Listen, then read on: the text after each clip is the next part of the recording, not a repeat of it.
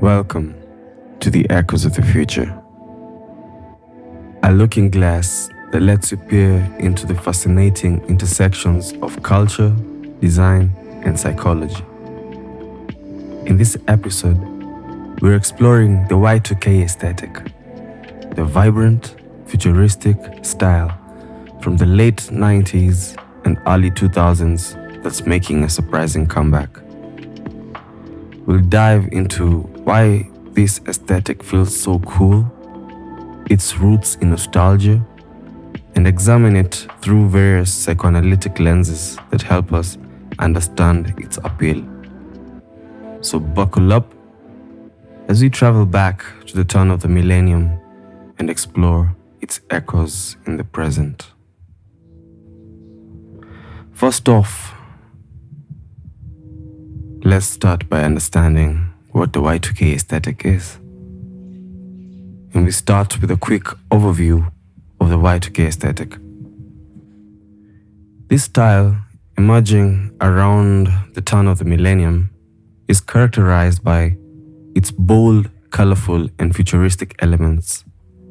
Think shiny fabrics, metallic finishes, neon colors, and a mix of minimalism and maximalism. It's a blend of tech optimism and playful experimentation. This aesthetic was everywhere, from fashion runways to tech gadgets. It's a visual celebration of technology and optimism, reflective of the era's excitement about the future.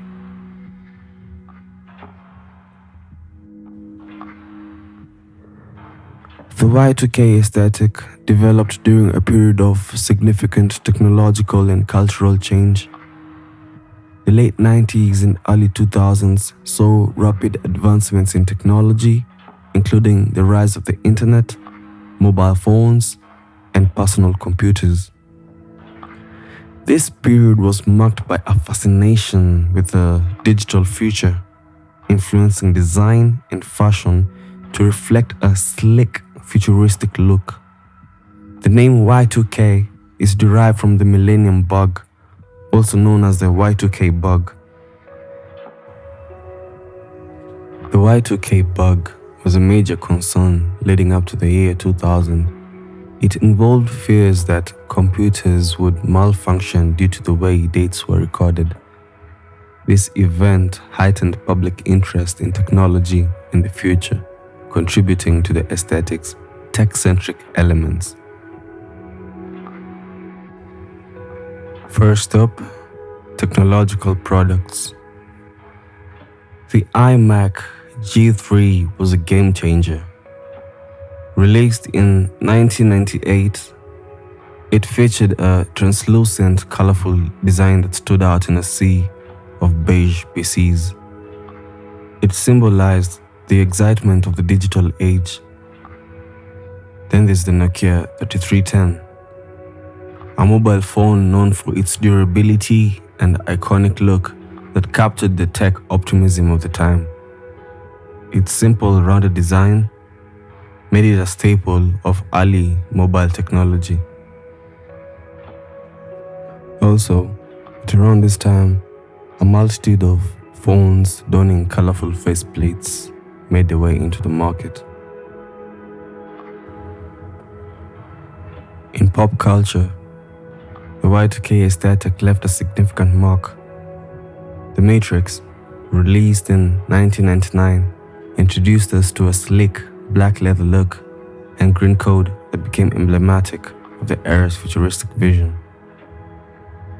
Music videos like Britney Spears' Oops, I Did It Again, 2000, featuring shiny red latex outfits and high-energy choreography, and from artists like NSYNC, Backstreet Boys, and Missy Elliott, featured futuristic and cyber-inspired visuals, capturing the essence of Y2K style. These visuals were much more than just entertainment. They were a reflection of the era's cultural zeitgeist. Moving on to fashion, brands like Juicy Couture and Fubu defined the look of the time. Juicy Couture's tracksuits in bright, eye-catching colors and velour fabric became a cultural phenomenon. Similarly, Fubu and Baby Fat brought flashy urban styles to the forefront, with metallic fabrics and bold logos dominating the scene. These brands were all the rage as they represented the era's playful and extravagant style. Celebrities like Britney Spears, Destiny's Child, and Paris Hilton were trendsetters, often seen wearing metallic fabrics, low-rise jeans, and futuristic accessories. Graphic design from this period also embraced the Y2K aesthetic. Websites like AOL, Yahoo, and MSN were characterized by bold, bright colors and pixelated graphics, a far cry from today's minimalist designs.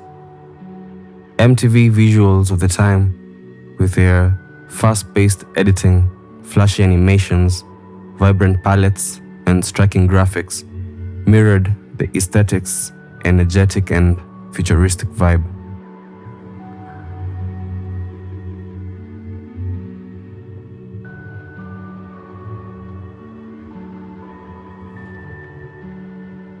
Let's not forget consumer products. The Sony PlayStation 2, released in 2000, featured a sleek black design with blue accents that was cutting edge at the time. The Tamagotchi, those handheld virtual pets, were another key part of Y2K culture. Their bright, colorful screens and pixelated graphics made them a beloved tech novelty. Y2K architecture saw the rise of blobbytecture or blobism, a style characterized by organic, fluid, and curvaceous forms that seemed futuristic and boundary-pushing at the time. Buildings like the Guggenheim Museum Bilbao by Frank Gehry embraced this aesthetic, reflecting the era's fascination with smooth, digital, and almost otherworldly design. The Y2K aesthetic was prevalent during its inception and has seen a resurgence as an internet aesthetic. Its inception was between the late 1990s to the early 2000s. The Y2K aesthetic has seen a resurgence as a form of nostalgia, particularly among millennials and Gen Z, who look back fondly on the late 90s and early 2000s. This dual presence of the Y2K aesthetic, both during its original period and in its modern revival, demonstrates its lasting impact and adaptability as a cultural and design phenomenon. The feeling of coolness associated with the Y2K aesthetic can be partly attributed to nostalgia, which is a complex emotional experience deeply rooted in both individual and collective psychology. Analyzing nostalgia in this context through the lens of psychoanalysis can offer deep insights into why this aesthetic resonates so strongly with people today. Before we dive into the resurgence of the Y2K aesthetic, it's important to understand its roots and the aesthetic landscape it emerged from. Y2K didn't appear out of nowhere. It evolved from several cultural and design movements dating back to the 1960s and earlier. The Y2K aesthetic is heavily influenced by the space-age designs of the 1960s. The space race sparked a fascination with futuristic, streamlined forms. These designs were clean, slick, and optimistic, reflecting humanity's dream of venturing into space. This futuristic vision set the tone for the technological optimism that would shape the Y2K aesthetic decades later. Alongside this, we have mid-century modernism, which emerged in the post-World War II era. Its minimalism, emphasis on functionality, and clean lines can be seen echoed in Y2K's sleeker tech aesthetics. These movements provided a foundation for the clean modernist influence in Y2K's visual language.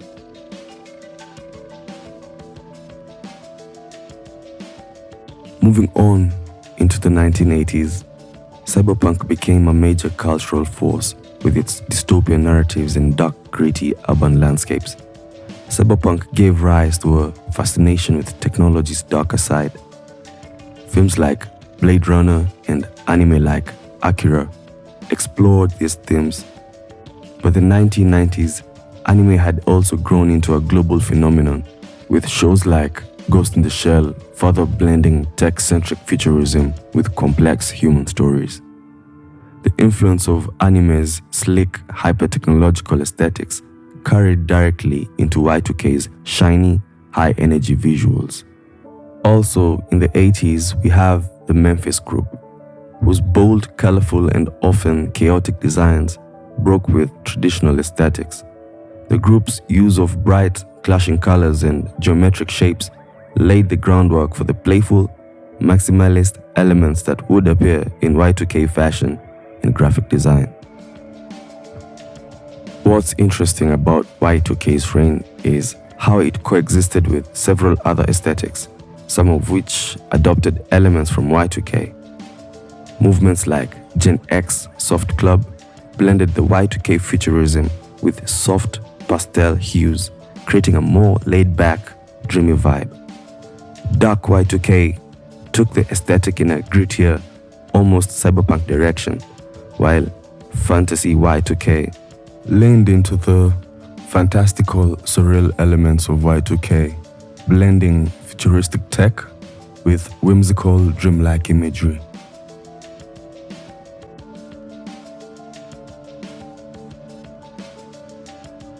Sharon Crush, inspired by the polished pop sound and high-gloss visuals of Sharon Studios in Sweden during the late 90s and early 2000s, embodied Y2K's slick, futuristic style.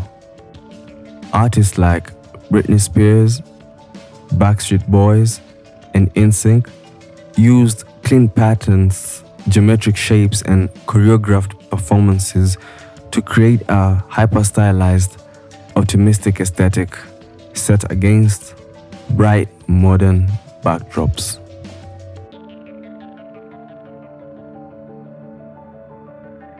Sharon Crush and Y2K, which took Y2K into a more high-fashion tech couture space, showcased the versatility of the aesthetic.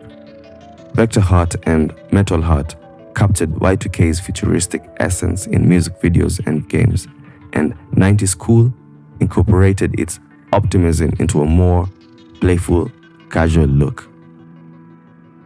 Y2K also bridges and overlaps with other aesthetics.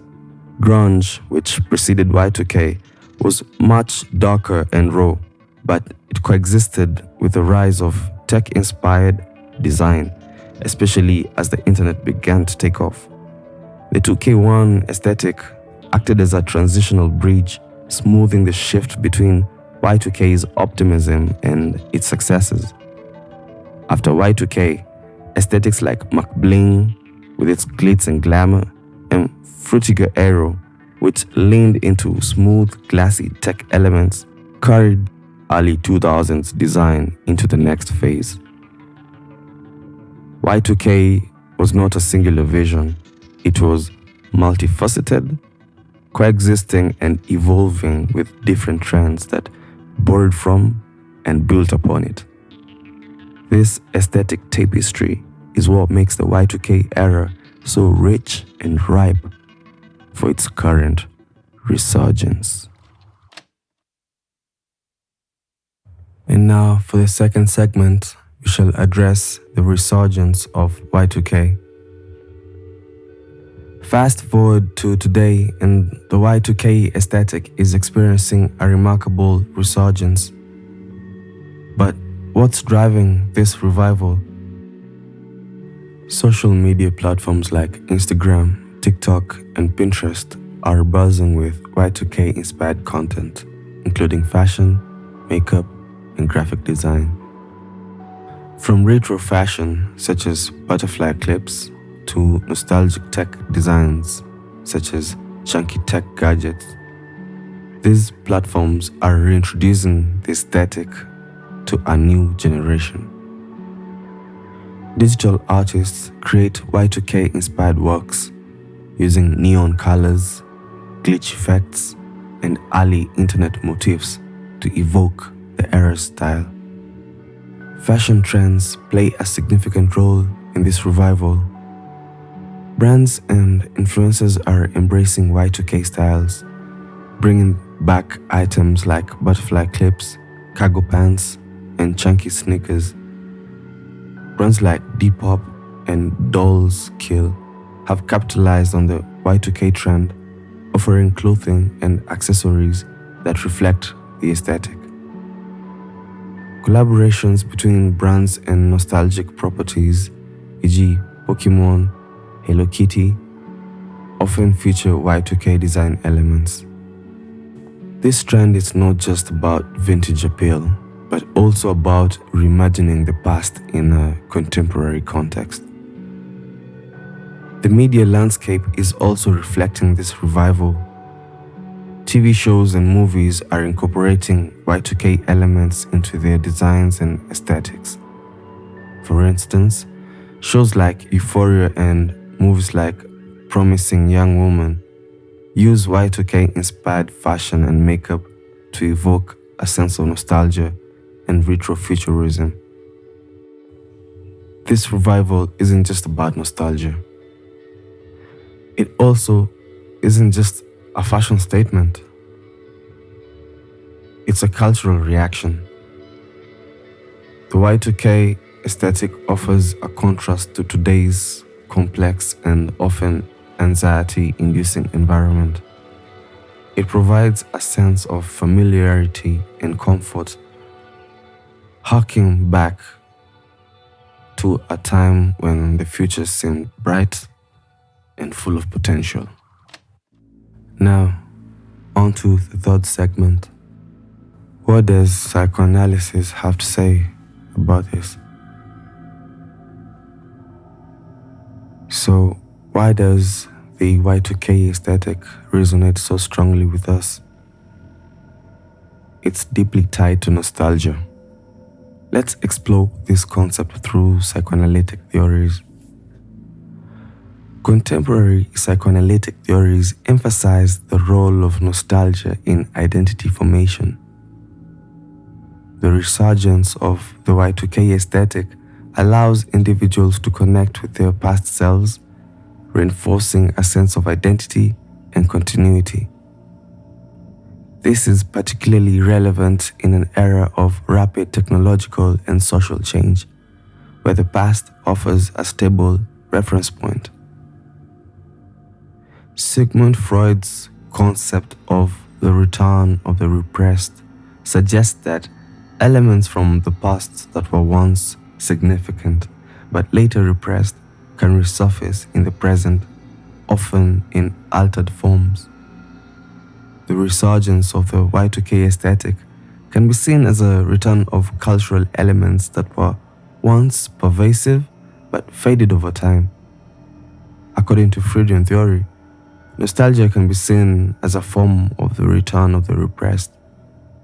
The Y2K aesthetic acts as a comforting reminder of a time when technology and culture seemed full of potential. This return is not just about longing for the past, but about re-engaging with it in a meaningful way.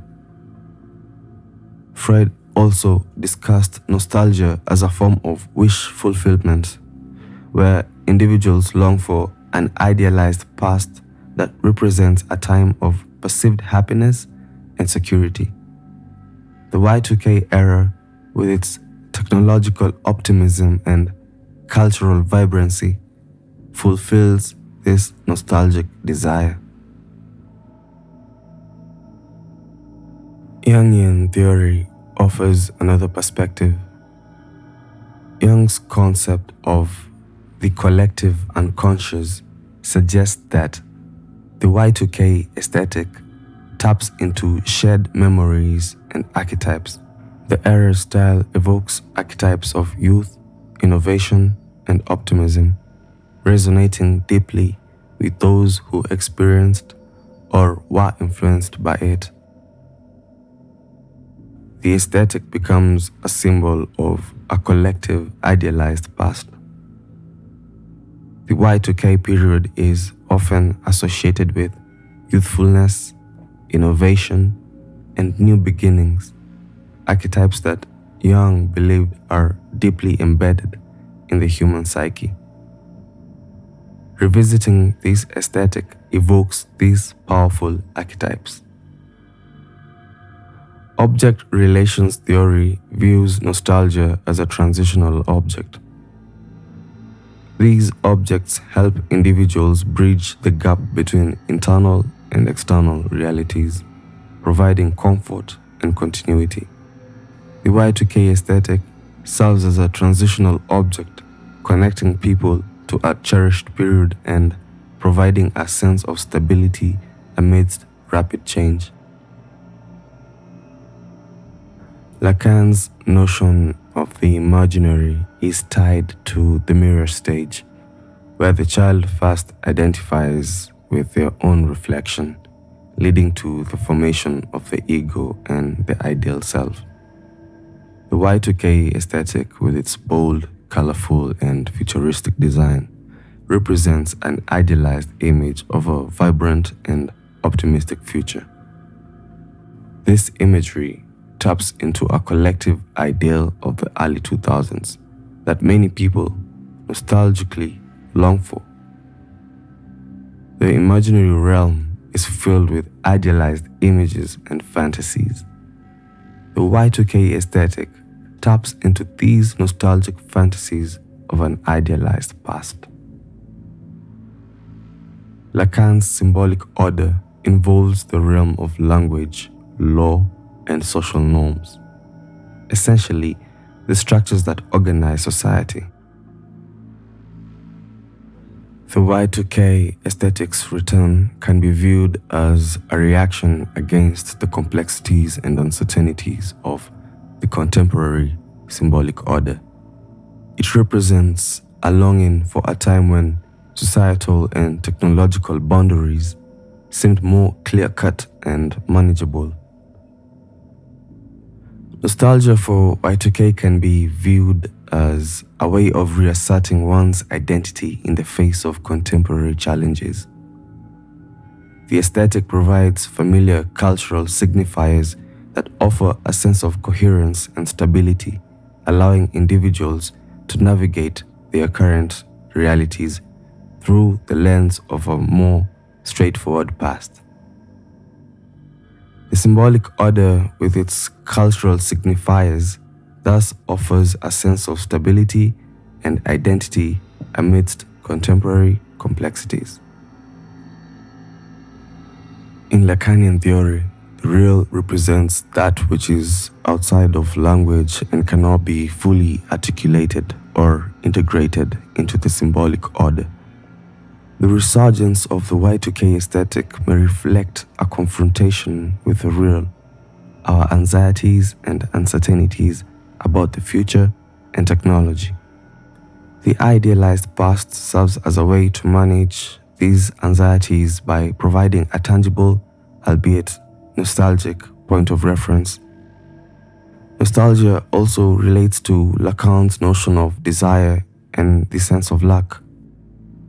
The idealization of the Y2K era might stem from a perceived lack in the present, whether it's a lack of technological wonder, cultural vibrancy, or optimism. By revisiting the Y2K aesthetic, individuals can temporarily feel this lack and address the feelings of dissatisfaction with the current state of affairs through the comforting idealization of the past.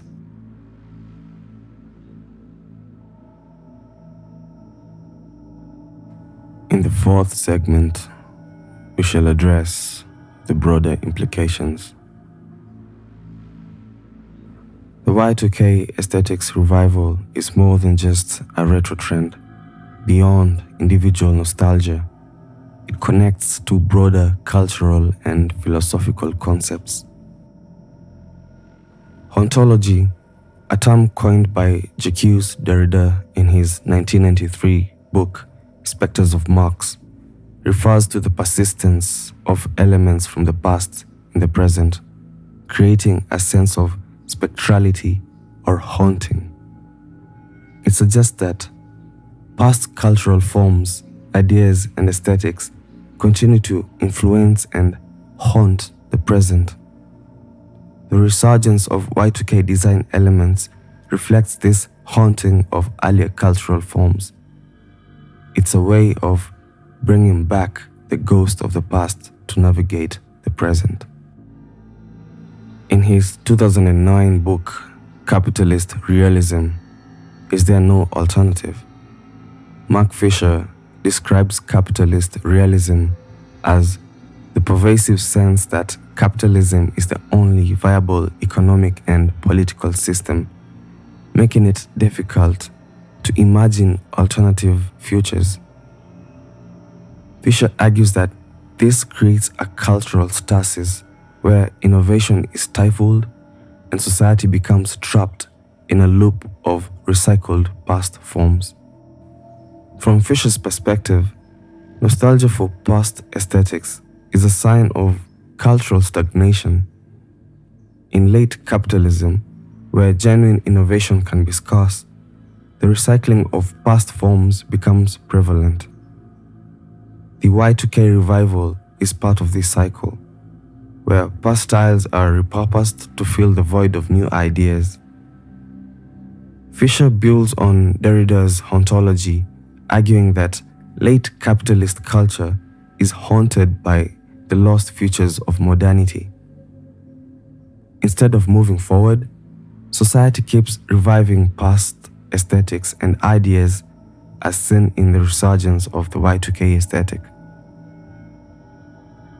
This revival is symptomatic of a broader cultural condition where genuine innovation is replaced by nostalgic recycling of past styles. The concept of business ontology refers to the ways in which businesses shape and are shaped by cultural and economic realities.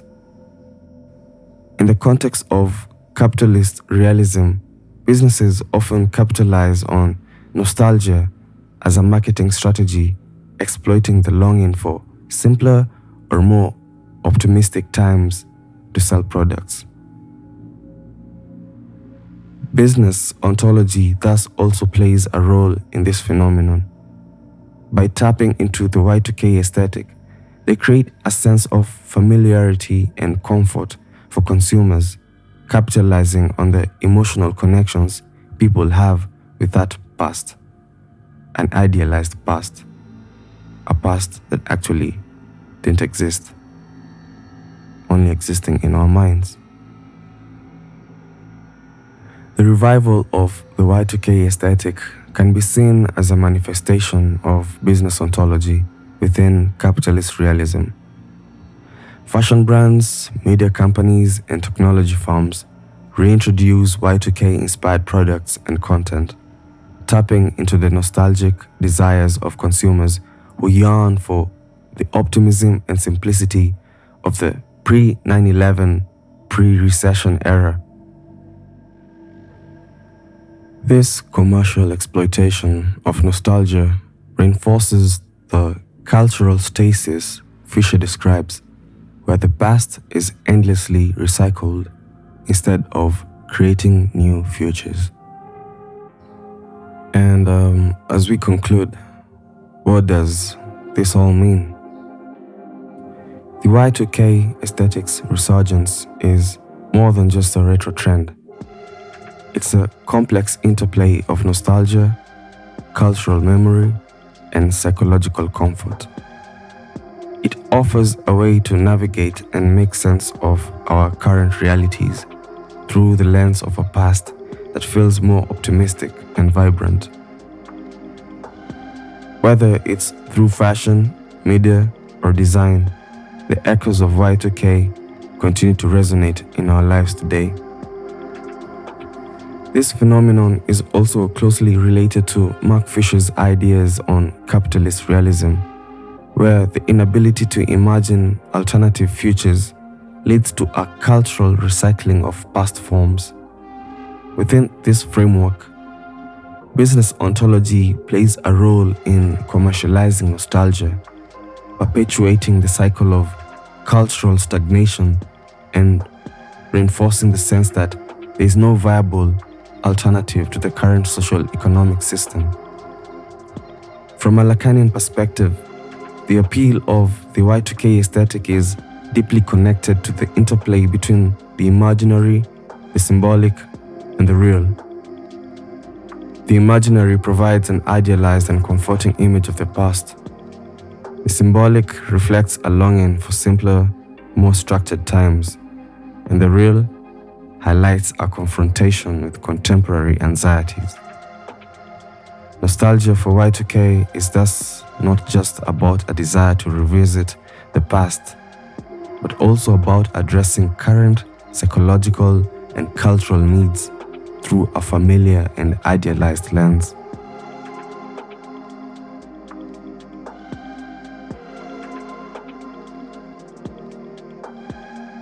Thanks for joining me on this exploration of the Y2K aesthetic. I'd love to hear about your thoughts and experiences with this style.